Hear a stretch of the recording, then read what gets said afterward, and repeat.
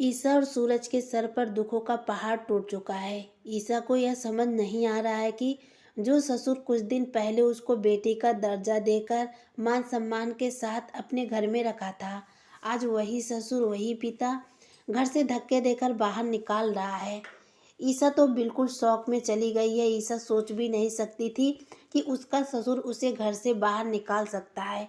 एक बेटी का घर बसाना चला है तो दूसरे बेटी का घर उजाड़ रहा है। क्या यह सही है?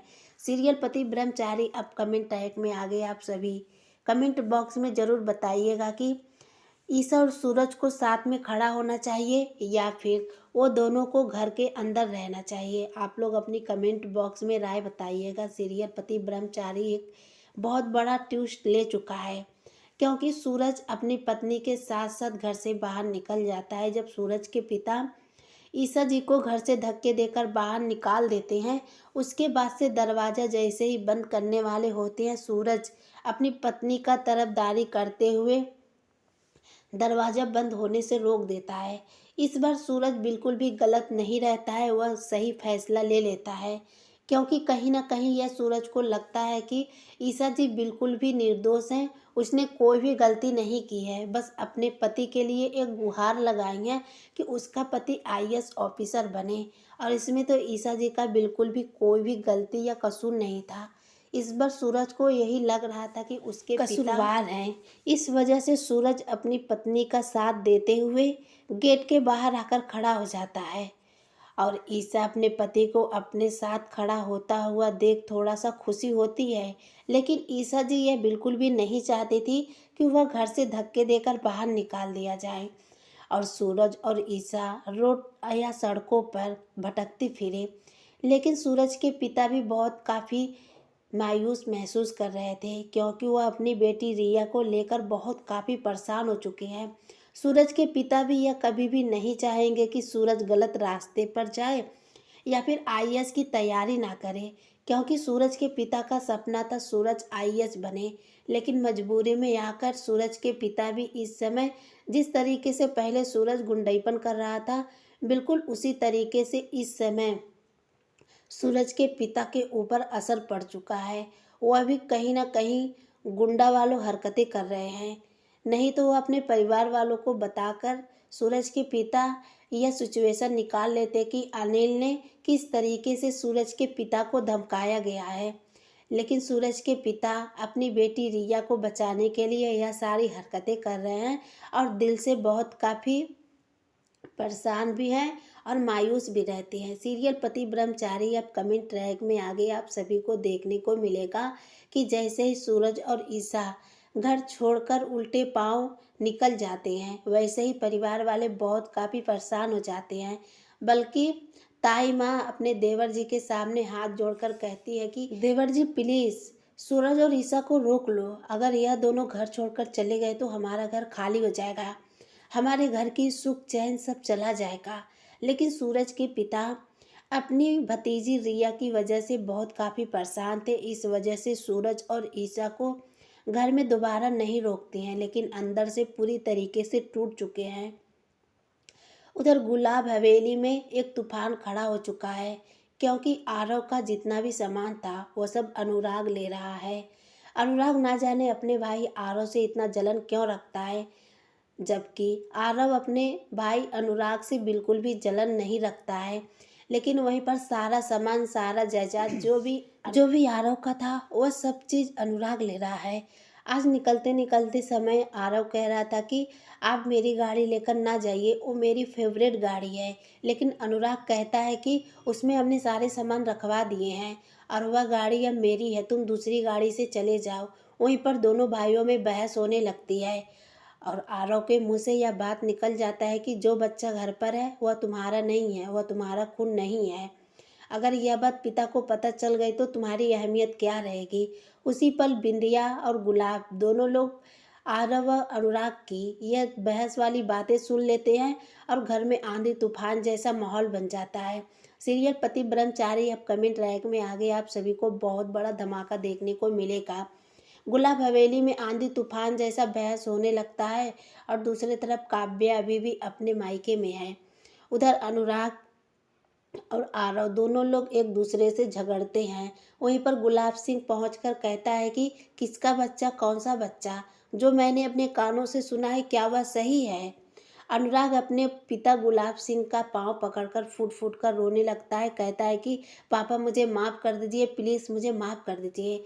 गुलाब सिंह गुस्सा हो जाता है। अनुराग अपने पिता का पांव पकड़कर फूट फूट कर रोता है। अनुराग को कुछ समझ नहीं आता है। सीरियल पति ब्रह्मचारी अपकमिंग ट्रैक में आगे आप सभी को यह भी देखने को मिलेगा कि दूसरी तरफ सूरज और ईशा घर छोड़कर चले जाते हैं और सूरज के पिता का दिल पूरी तरीके से टूट जाता है। वह एक जगह जाकर फूल खरीदता है और वहाँ पर अपने बेटे और बहू को लेकर बहुत काफ़ी मासूमियत से कहता है कि मुझे माफ़ कर देना। आज जो पिता तुम दोनों को आईएएस बनने के लिए सपना देख रहा था, आज तुम लोगों का सपना चकनाचूर करने पे तुला है।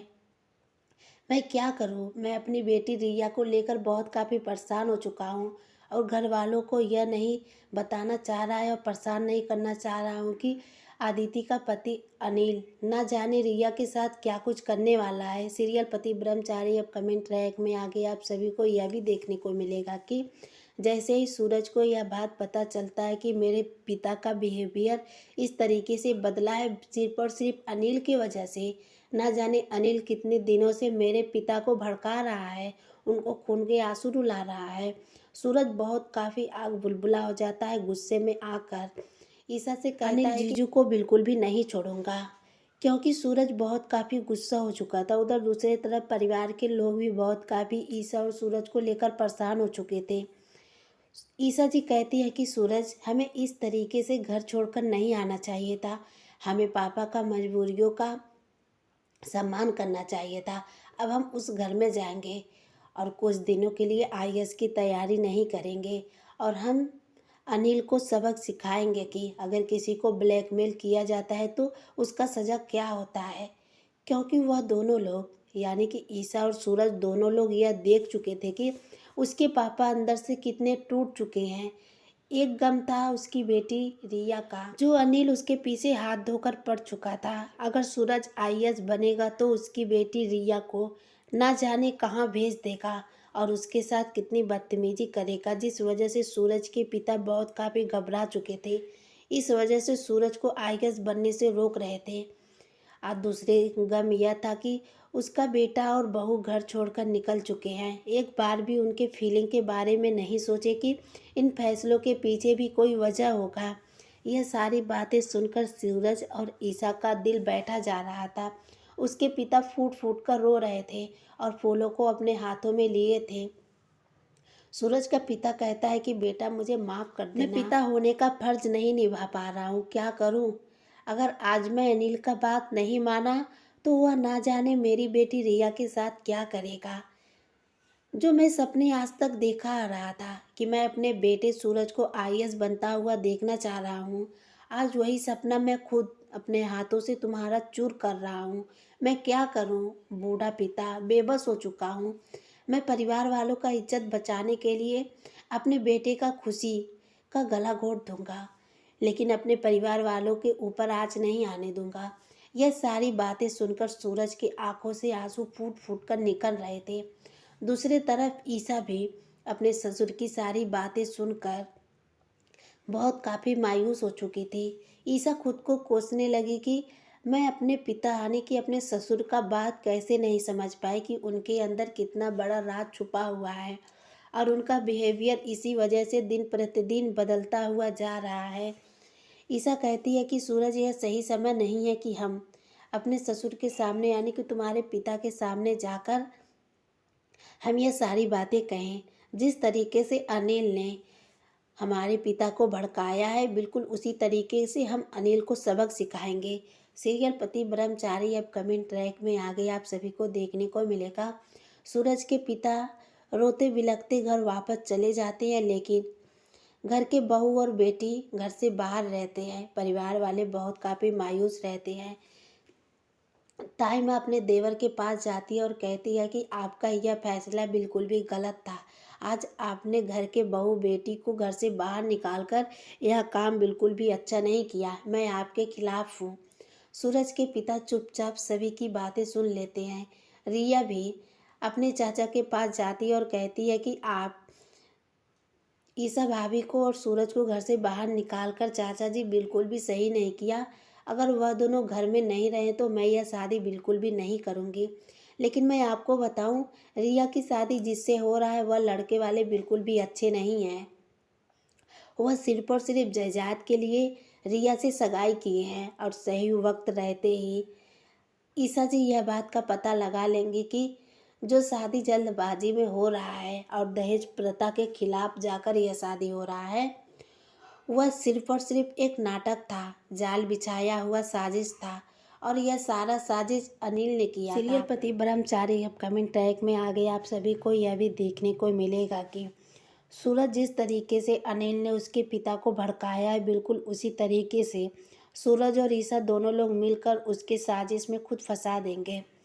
जैसे ही ईसा को पता चलता है कि अनिल जो कुछ भी कर रहा है उसके पिता गुलाब सिंह के कहने पे कर रहा है, तो ईसा बहुत काफ़ी गुस्सा होती है। साथ में सूरज भी यह बात मानने को तैयार बिल्कुल भी नहीं रहता है कि अनिल जो कुछ भी कर रहा है वह गुलाब सिंह के कहने पे कर रहा है, क्योंकि सूरज अपने बाबूजी यानी कि गुलाब सिंह की बात बहुत मानता है और उनका बहुत रिस्पेक्ट करता है और उनको यह बात बिल्कुल भी यकीन नहीं होता। गुलाब सिंह इस किसी भी हद तक जा सकते हैं, क्योंकि सूरज हमेशा से अपने मालिक यानी कि गुलाब बाबूजी का हुक्म का पालन करता आ रहा था और अचानक से अनिल ने ईसा के पिता गुलाब सिंह की सारी सच्चाई का पोल सूरज के सामने खोल देता है। इस वजह से यह स्वीकार करना सूरज के बस से बाहर रहता है। सूरज कहता है कि मुझे लगता है तुम बाबूजी के खिलाफ मुझे कर रहे हो, मेरे बाबूजी ऐसा बिल्कुल भी कुछ नहीं कर सकते। ईसा कहती है कि अनिल बिल्कुल सही कह रहा है, क्योंकि इसके अंदर इतना हिम्मत नहीं कि वो हमारे परिवार वालों को भड़का सके। मुझे जहाँ ले अंदाज़ा है कि मेरे पापा हमेशा यही चाहते हैं कि तुम आईएएस की तैयारी ना करो। बस तुम्हारी आईएएस की तैयारी रुकवाने के लिए मेरे पिता गुलाब सिंह अनिल जीजू से मिलकर यह सारी ड्रामा रचे हैं। लेकिन फिर भी सूरज को अपनी पत्नी ईसा के ऊपर भी विश्वास नहीं होता है। आप लोग कमेंट बॉक्स में बताइएगा, क्या कभी भी जब भी ईसा अपने गुलाब सिंह पिता का जिक्र अपने पति सूरज के सामने की है तो क्या कभी भी सूरज गुलाब सिंह के खिलाफ कोई भी बात पर यकीन किया है? नहीं किया है। सीरियल पति ब्रह्मचारी अब कमेंट ट्रैक में आ गए। आप सभी को यह देखने को मिलेगा सूरज फौरन ही गुलाब सिंह हवेली जाता है और अपने बाबूजी गुलाब सिंह से कहता है कि आपका हिम्मत कैसे हुआ हमारे परिवार वालों के खिलाफ अनिल जीजू को भड़काने के लिए। यह बातें सुनकर गुलाब सिंह के पैरों के नीचे से ज़मीन खिसक जाता है, बल्कि वह सोच भी नहीं सकते कि अनिल का यह हिम्मत कैसे हुआ कि वह मेरा नाम खोल दे। गुलाब सिंह कहते हैं कि यह झूठ है, तुम मेरे ऊपर इल्ज़ाम लगा रहे हो, मैंने किसी को नहीं भड़काया। गुलाब सिंह साफ साफ शब्दों में वहीं पर मुकर जाते हैं और सारी जिम्मेवार अनिल के ऊपर चला जाता है। गुलाब सिंह गुस्से में आकर अनिल को जेल भिजवा देती है। लेकिन ईसा को यह पक्का पता चल जाता है कि जो कुछ भी प्लान या साजिश रचा गया है ईसा के ससुराल वालों के घर के लिए, वह सारा हक सिर्फ और सिर्फ गुलाब सिंह का है। खैर जो भी था, अब तो अनिल जेल जा चुका है और गुलाब सिंह सूरज की नज़रों में अच्छा बन चुका है, क्योंकि अपना सारा गुनाह अनिल के ऊपर थोप कर और अपना रिश्ता बचा लिया है। लेकिन बहुत जल्द ईसा यह साबित कर देगी कि जो कुछ भी हुआ था वह सब गुलाब सिंह ने करवाया था। वह दोनों लोग घर से बाहर निकलते हैं और सीधे अपने घर पहुंचते हैं और अपने पिता से जाकर सूरज कहता है कि पापा आपको अब घबराने की ज़रूरत नहीं है, क्योंकि मैंने अनिल को जेल भिजवा दिया है। वह आपको भड़का रहा था, इस बात का पता हमें चल गया था। सूरज के पिता बहुत काफ़ी घबरा जाते हैं। वह सोच भी नहीं पाते हैं कि क्या सच में अनिल जेल जा चुका है, क्या उसकी बेटी अब सेफ है। सूरज कहता है कि अब आपको घबराने की ज़रूरत नहीं है, अगर आप हमें यह बात